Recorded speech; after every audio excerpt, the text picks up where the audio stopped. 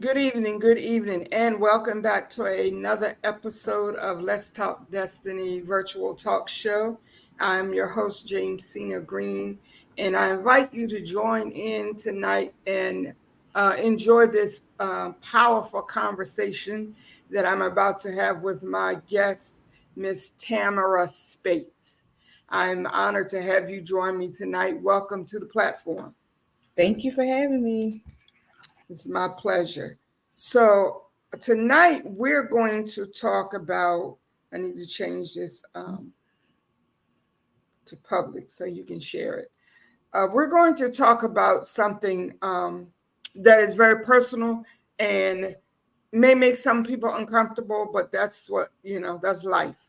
And tonight, I want to emphasize that the Let's Talk Destiny platform is a purpose driven platform. And that means that I want each one of my guests to be secure in their purpose and understand what it is that they're here for and to walk in that purpose. And tonight, I'm excited to have Tamara here because it has taken her a while to agree to come and talk to me, but we're both ready at this point.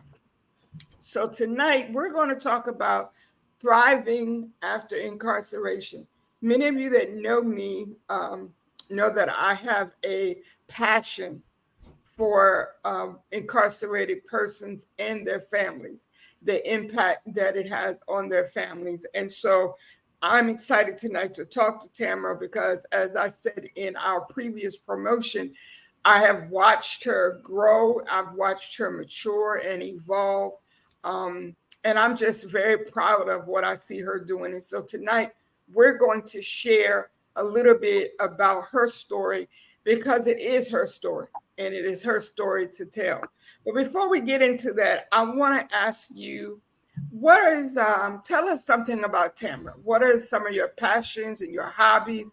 What makes your heart smile? Well, I like to do crafts. I like to do paintings. I like to decorate candles. I do a lot of personalized items and stuff like that. What really makes my heart smile is helping people who are drug addicted, helping people who are in recovery, helping people who are homeless. Um, yeah, like I'm just a natural social worker at heart. That's awesome. And it's good that you know that because a Mhm. lot of people spend their entire lives trying to figure out what it is that they're supposed to be doing, figure out what makes them happy. So I'm Mhm. glad that you could answer those questions without any hesitation. And when I first met you, you were at an event selling some of your personalized items. And I Mhm. remembered that about you. Um, and so you're also a mother, Mhm. and we are just really all enjoying watching baby Jace as he is growing. Um, Even in those moments when he's not letting mommy get any rest. How old is he now? He is 6 months. He just Wow. turned 6 months. Yep. I had to ship him out of here for this interview because we wouldn't have been able to do it. That's funny. So how is now you have other children. What is the age difference between your children? Your youngest so and Jace. so I have a 23-year-old, I have a 20-year-old, and I have a 19-year-old. And then I And have a then, 6 month old. then along comes baby Jace. God's plan. Nobody's for his. It wasn't That's mine. That's funny. That's funny. Well, I'm going to publicly tell everybody that I have asked you more than once to bring the baby to see me, and you haven't brought him yet. So I'm Oh, putting you on blast in front of everybody. I'm gonna bring him. Listen, I be choosing my times wisely because you only gonna want him there one time, honey. He might not be Oh, well for a second. I gotta pick yeah, just that's funny. wise enough time. That is too cute. That is too cute. So, Tamara, tell us about your story with regard to incarceration. Um, how do you feel like your story has changed your life? How has your experience made you a better person? So it changed my life drastically.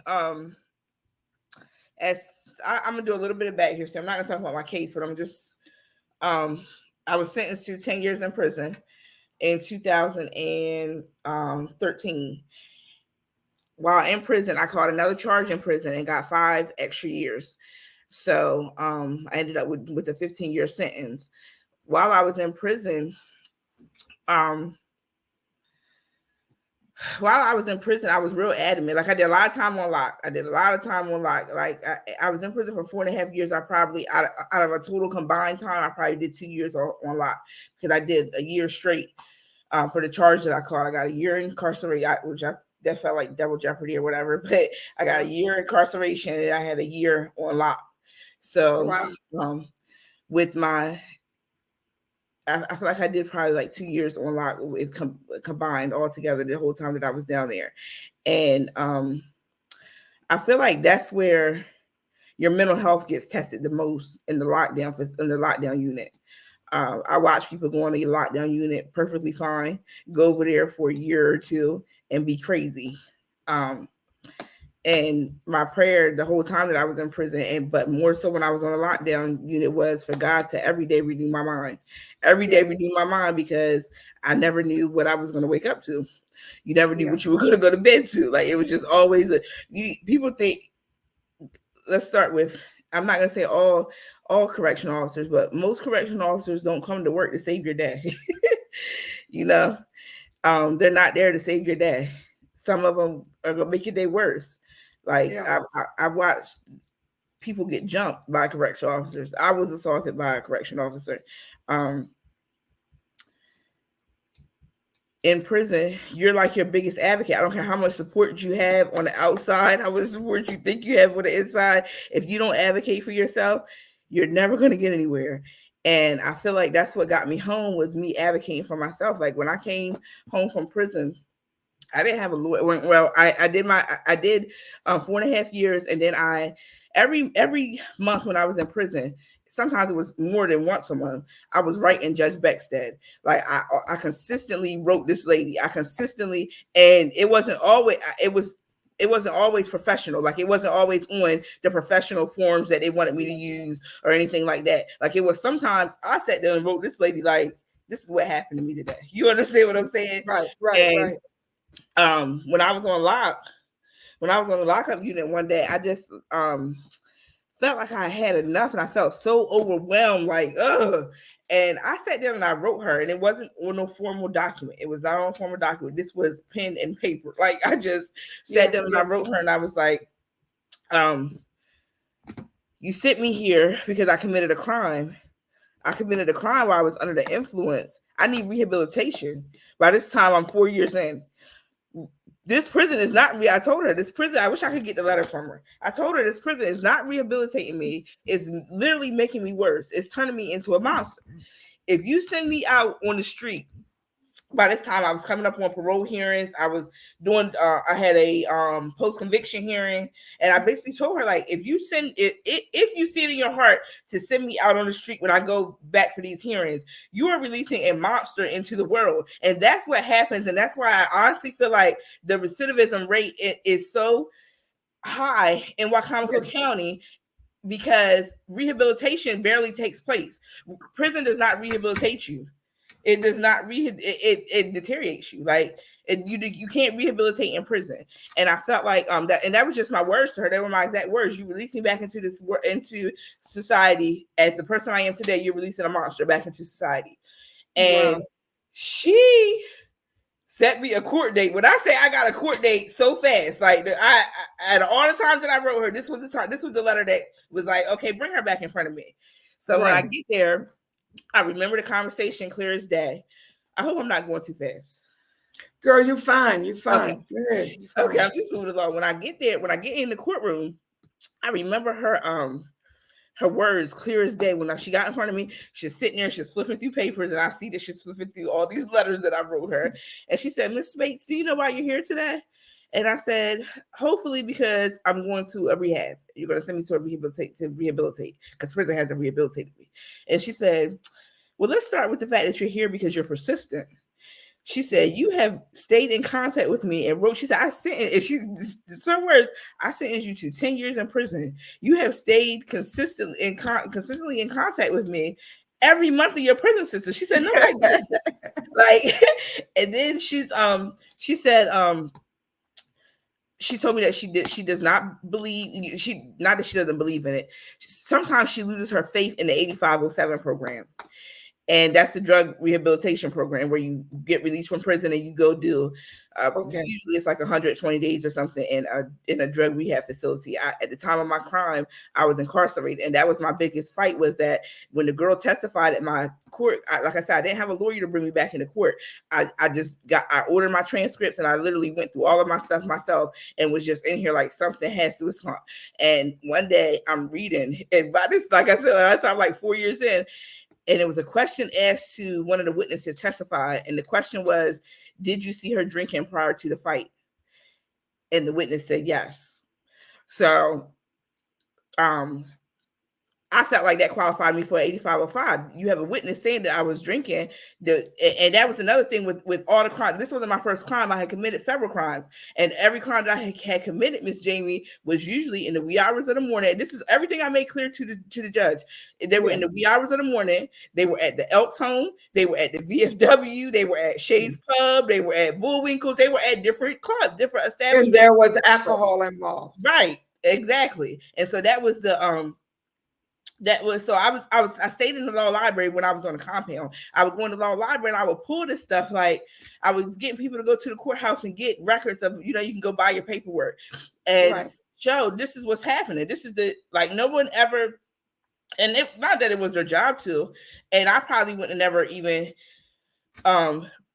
rung up the pattern if I was home still doing what I was doing. Like, it was like I wasn't recognizing my own pattern, but it took for me to have to sit down to recognize my own pattern. I feel like that's another part. That's another reason why I'm heavy on journaling. So you can go back and see, okay, on this day last year, I had a bad day too. What's triggering me on this day? You understand? Right. So, when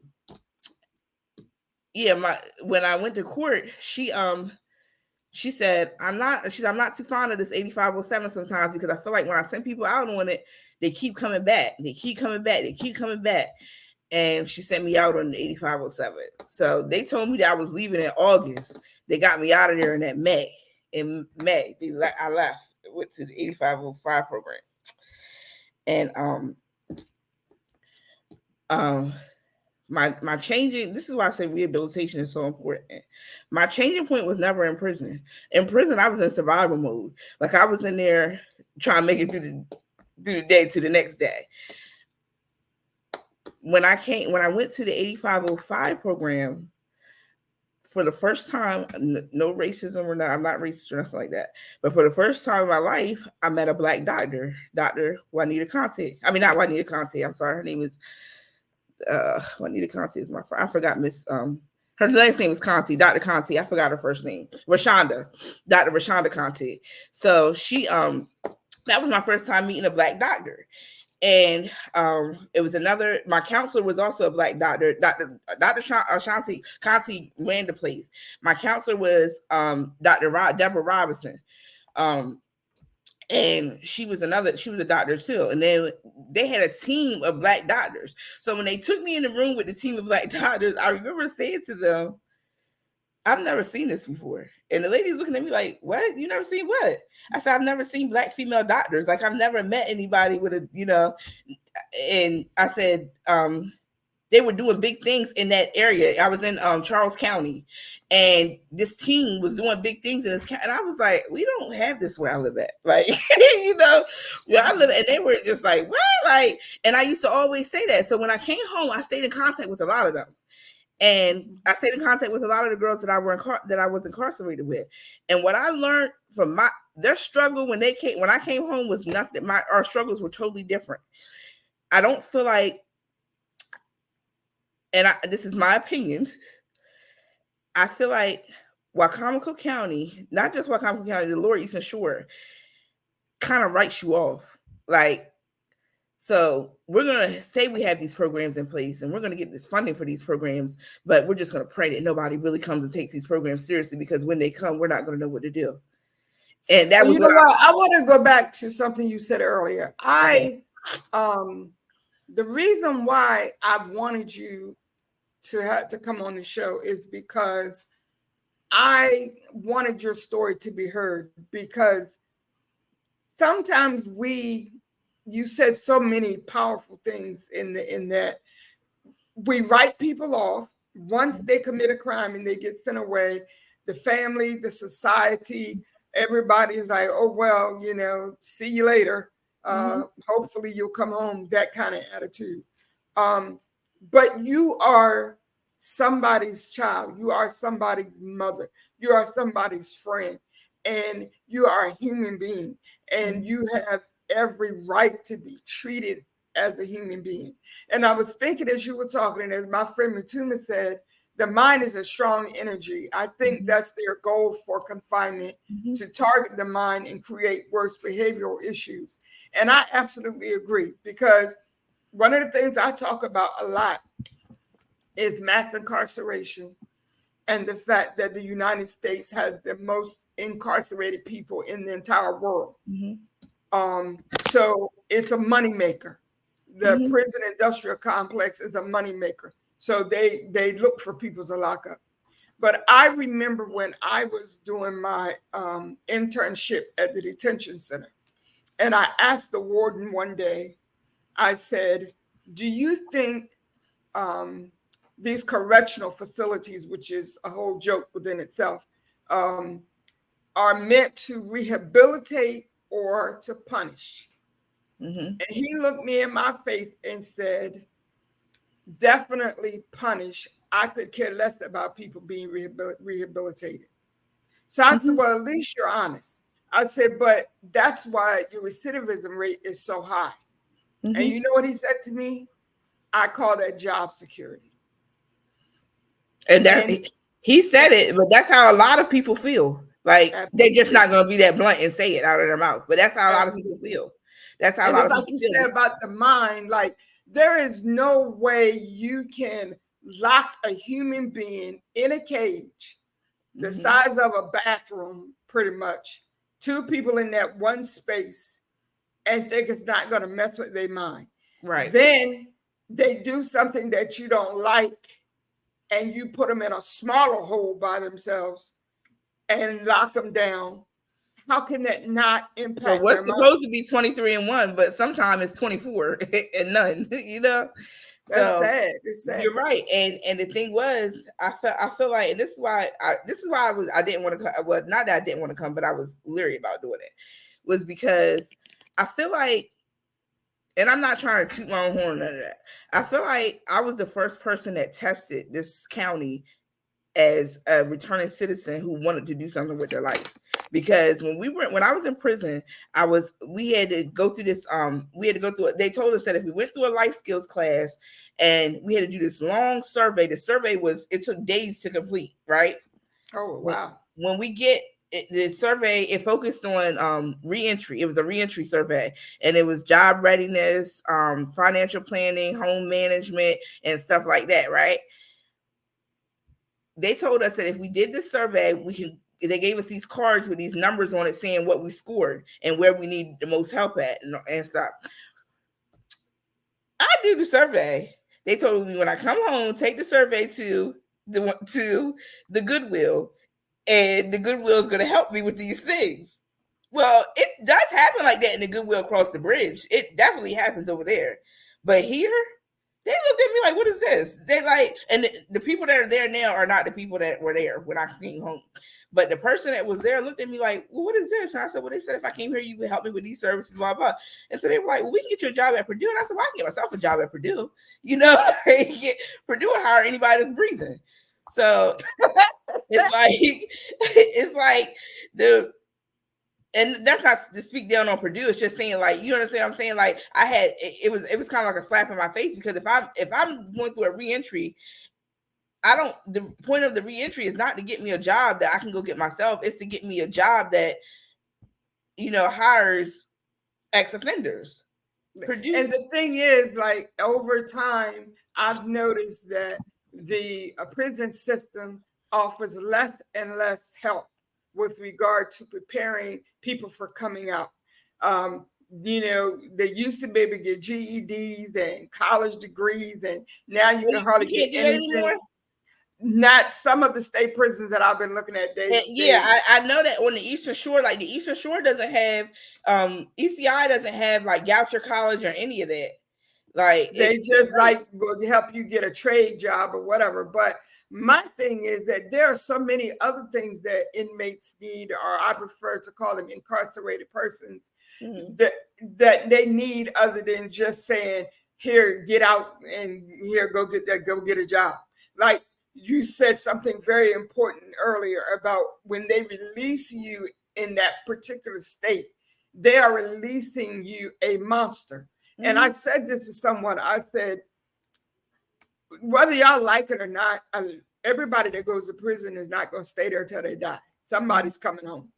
So what are we doing to prepare them for when they come home, not just so they can be prepared, but so that we can be prepared to receive them and to help them? Because we are so busy pointing our fingers at people, especially if you don't have a family member or you don't know anybody personally that's incarcerated. All you do is look at the news and you say so-and-so got 60 years for murder, and you say, good, that's what they get. And that's the end of that story. But that mother, that father, that sister or brother, those children of that person are also doing that time, because now that person is removed from their life. So when you came home, first of all, I applaud you for having the ability to mentally go through that time. Because like you said, there are people that go into prison and their mind is sharp as a tack, and they come out and they're licking the car window when they ride down the street, like they don't even know who they are, where they are, anything. And all of this happened while they are in prison. And so what happens is, they're looking for you to have an excuse to come back. Like they're looking for an opportunity for you to come back. And so it takes strong individuals such as yourself to say, I messed up. This is where I messed up. I really like that you could pinpoint what your issue was, the alcohol, the partying, whatever the case may be. And you can say, okay, I need to change that behavior. But that's not something they taught you in prison. That's something you saw on your own. Right. So now that you're home, what is it that you're doing professionally wise to help other people who are coming back into society? So I help recovering drug addicts with not only recovering drug addicts, people re-entering, just with the things that I needed help with. Like sometimes you have people that come out here, they don't even have the means to get their hygiene products, stuff like that, like the little things. And the city supposedly has this reentry program. I've never, like, in all my years of trying, no one has ever pointed me to the person who is in charge of this reentry program. Like, wow. I just feel like I don't know, and the reason why I keep like saying about the Eastern Shore, because I know people who came out of prison from across the bridge that I was locked up with. They're working in the hospitals. They have good jobs and they're living lives like none of this never happened. And then, but that doesn't happen here. We don't even really have transitional houses. Like when people. If someone from the Eastern Shore is homeless and doesn't have a home plan to come to the Eastern Shore, they usually stay in Baltimore in one of their transitional houses, because we don't even have transitional houses like that take people in that are returning from incarceration. And okay, Mutima asked a good question. Who's funding the reentry program here? Or who's supposed to be? The city of Salisbury, the city. I was told that the city has a reentry program, and I was told that I'm not going to say anybody's name. I was told that the city has a reentry program, and I asked for the information to the reentry program, and I was blocked. It was a conversation we had on Facebook, and the person blocked me, like after I kept asking. So I took that as you're getting the funds for it or whatever. I don't know if it's the funds are coming from the state or where, but this is another issue that I feel is the biggest issue in Macomb County. Like how I was just talking about the train. Some of the girls that I were locked up with are running the transitional houses in Baltimore. They're running those reentry programs in Baltimore. If you don't have the experience, you are not good. I mean, if you haven't been through this stuff. And that's what I think happens here a lot, is that the people that are running these programs have been through absolutely nothing. You're not going to empathize with a returning offender if you've never been one. You understand Absolutely. what I'm saying? And the thing is not just it's the citizens that are not empathetic, but most dangerously it's the politicians that couldn't make a difference, because unless it's one of their family members or somebody that they know personally that they can stick up for when they commit a crime, they're not we don't really hear about that, because when they commit crimes, they never make it to the jail most of the time. Like, I'm speaking from experience. I know they don't make it to the jail. Like, they get walked home or get took home or whatever happens. Like, it's a whole lot of, you gotta know somebody to know somebody, and that's not right. I feel like if you have a mission, and that's my biggest thing, is if I go to an agency and they don't help me, I'm pulling their mission statement up. And I said, well, in your mission, this is what it says that you would do. This is what it says you stand for. And this is what I need for you to stand for. Because especially if you're getting funds from a government agency or wherever, you have to stand your mission statement. I love that. And I want to encourage you to keep doing that. A lot of times people don't like people who speak up because they're so used to just sweeping stuff under the rug and doing things the way they've been doing it. But somebody has to be a voice. Absolutely. And that's my thing is, not only do I have a voice, I am a voice. And I'm going to speak up as long as I have breath. And then as I came to you to get some information for resources for some of the things I'm trying to do. I'm the first one to admit I don't know everything. I know very little, actually. But I'm blessed to be able to reach out to people that know things, that know people, and say, hey, can you help me with this? And I'm grateful to you. And I want to publicly say that you have blessed me and you have blessed my organization with names of people that are going to help me to help some of the mothers that I'm trying to help. And I really, really, really appreciate it, because sometimes we go through things, we have experiences like this, and there's a level of shame and embarrassment, and we let people put their foot on our neck and talk about it. Because some people have no business but other people's business to hear them tell it. They spend their whole life talking about everything what somebody else is doing until it happens to one of their family members. I remember when my son first went to prison, there were people who literally came to my face and said, don't you feel like a bad mother? Don't you feel like you have failed as a mother? And I had some moments when I felt like maybe I should have did something differently. He didn't have his father. His father died when he was, but then I dawned up like, listen, no, he's a grown man. He makes his own decisions just like I made my decisions. So I'm not going to walk around with that guilt and that shame and none of that. And I'm also not going to turn my back on my child. And so when you were incarcerated, did you feel supported and that you had people out here that you could turn to? Yes and no.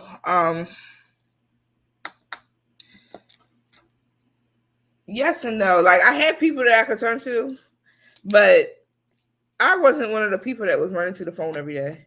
I wasn't one of the people that kept wanting to talk to people who were outside. Like, everybody had their own stuff going on. I was very well supported. I have friends that I didn't talk to, but they were, I don't know. I kind of isolated. I kind of isolated a little bit, a little teeny bit, and I still do that. That's another thing. Like, after release, if you have someone that does time and they come home after release, and you're like, oh, they're acting funny, but they're not acting funny. Their mind is where it's at. They're living how they adjusted to live. Absolutely.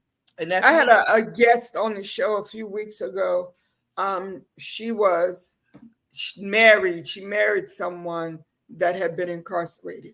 And she shared her experience with how emotionally he just was not there.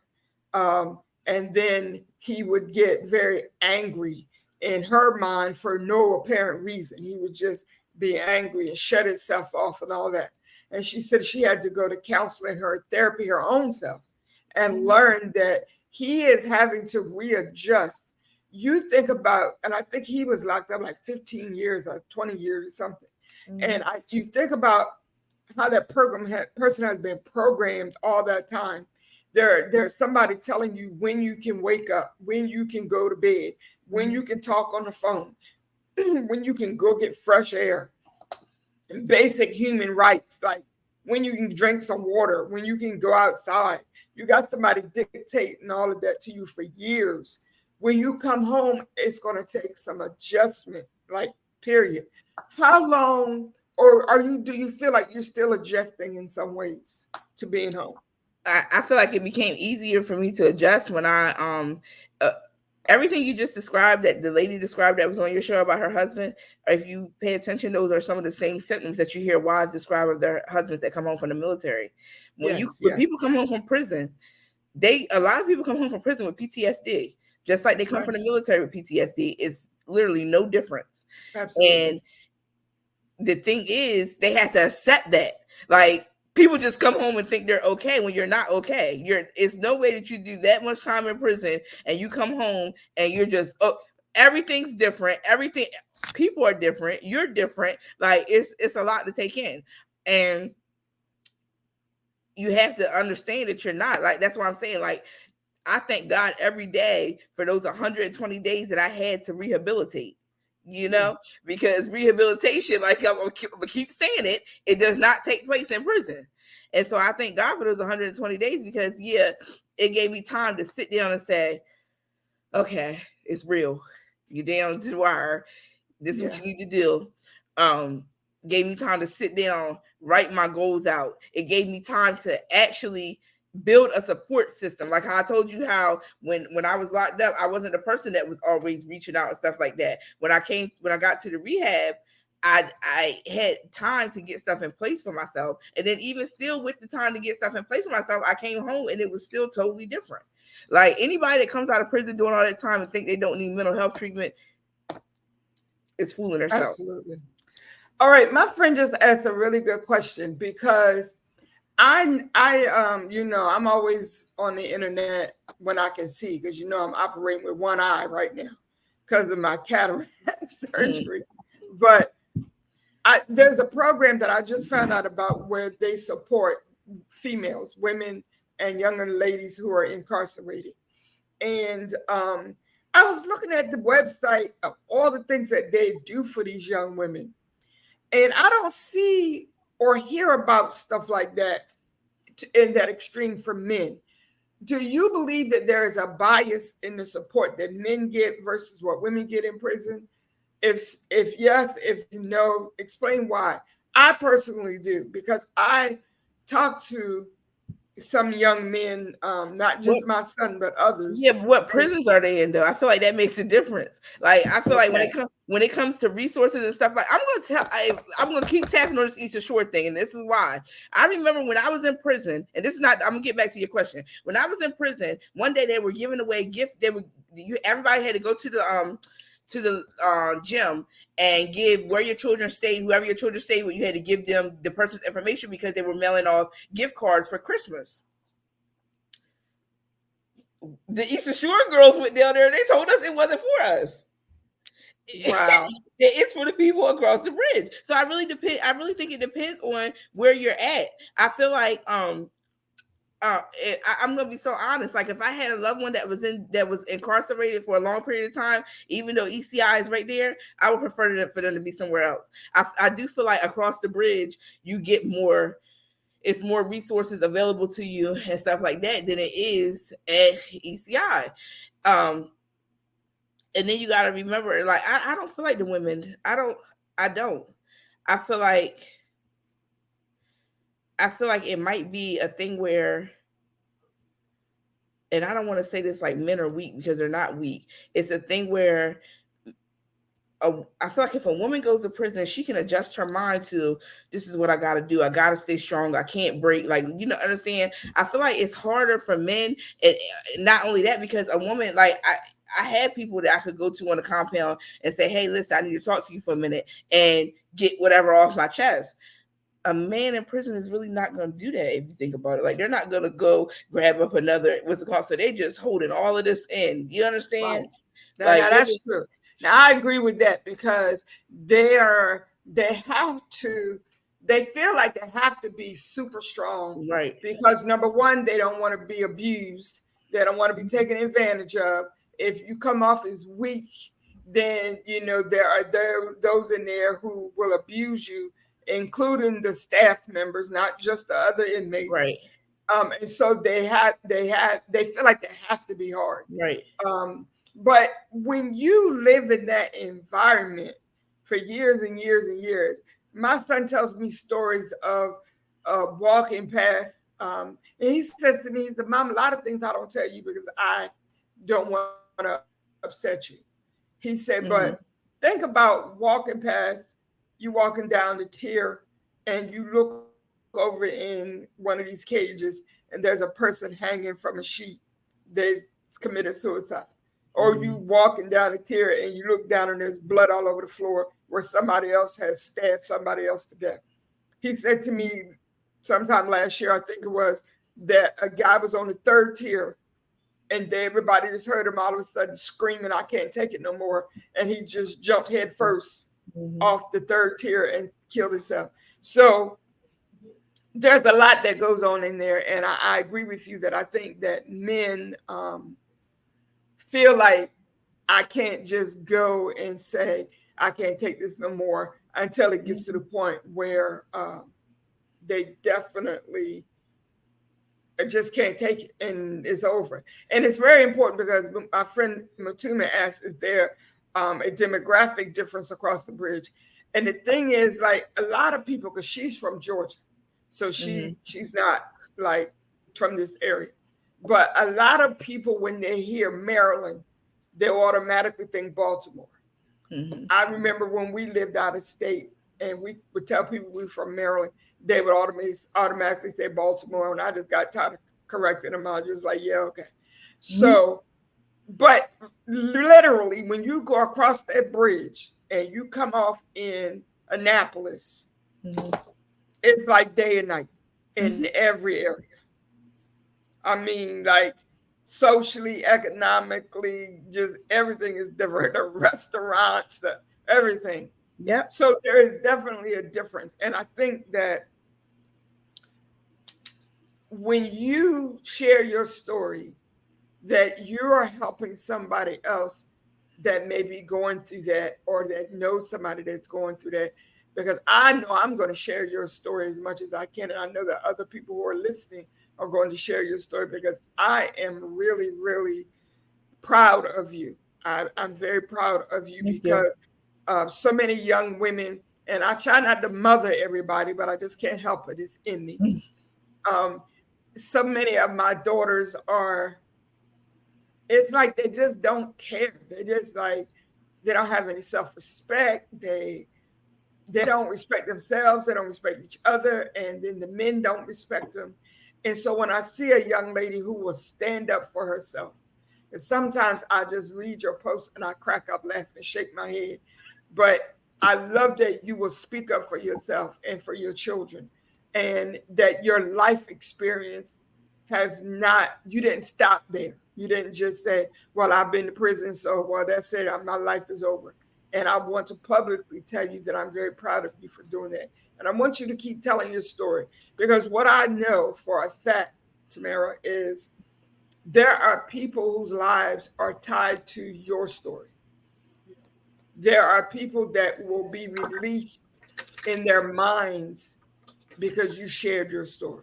So don't ever stop telling your story. I don't care what anybody says. I don't care who don't like you, who don't like the story, who wish you wouldn't tell it. Because there are just some things in my life, people have told me I wish you wouldn't tell that. I'm like, oh well, like for every person that says you shouldn't tell that you got diagnosed with a mental health illness, there's 10 people that come to me and say, I'm so glad you told that because I'm going through the same thing. And Mm-hmm. now I know that I can get through it because you got through it. So don't Mm-hmm. ever give up on your story. Keep telling your story and keep advocating for people that don't have anybody else to speak for them. Mm-hmm. So how can people who need help of re-entering into our society, how can they reach you? I'm sorry, I wasn't prepared for that question. Hold on.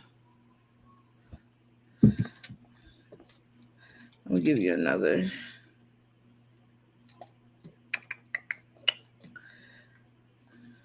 So I can be reached. I'm trying. Oh, I'm sorry. I can be reached at 443 398 2368, and it can be through text message, through or you can call me. I'm very open. I will talk to anybody. I will meet anybody anywhere. With my job, I more so am in the community. So I'm at my office sometimes, but um I don't like taking people to my office. I like, let's go. Listen, I don't know if you ever see my post where I was like, I need a therapist that we can like go to IHOP and have therapy Yeah, sessions over IHOP. Like, I want you yeah, to be comfortable, you know? So yeah. I want people to be comfortable. And that's just my thing. Like I feel like I've built up my resources on my own where I can comfortably send people, refer people to different what's it called. And I'm heavy on, if I ever refer, and that's even with you, Miss JB, if I ever refer you somewhere and you feel like they didn't you feel like they didn't come through the way they should have came through, tell me. Like, don't just be like, no, tell me. Tell Okay, me. Because I want to I want people to stand on what they supposed to be standing for, you know? absolutely. All right, so what is Tamara's vision for the next 5 years of your life? What do you want to be doing? Ooh, I can't drop all my jewels, but You ain't got to tell it all, right? yeah. Can't tell all the spill all the tea. Um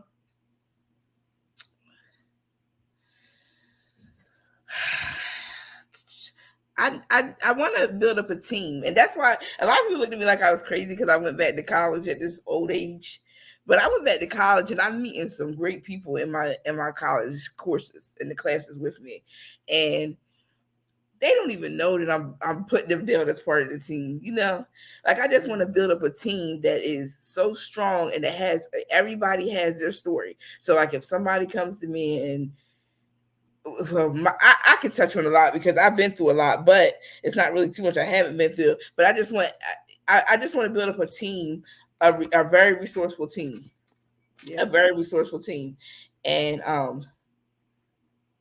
feel like I'm building it silently. You know, Okay, Tamara, how old are you? how old am I? Uh-huh. I'm 40. Well, you definitely don't look 40. But even at 40, girl, you are not too old to go to school. Let me tell you something. My mother graduated from Warwick at 60. And we were yelling and screaming because I don't know who came up with the idea of telling people to be quiet when somebody graduates. Like, Right.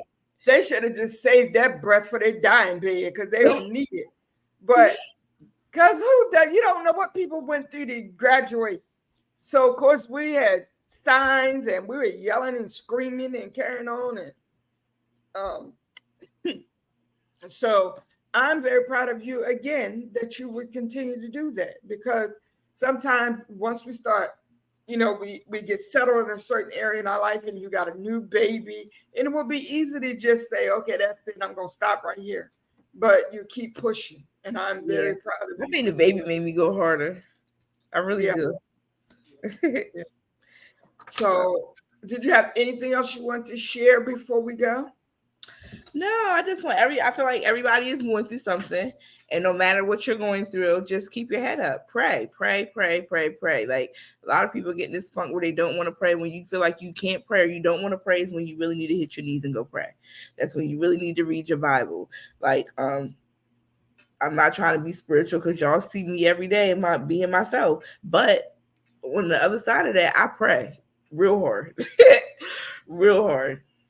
And here's the thing, like, you have to have a spiritual base to get through life, especially Mm-hmm. now. It's just crazy.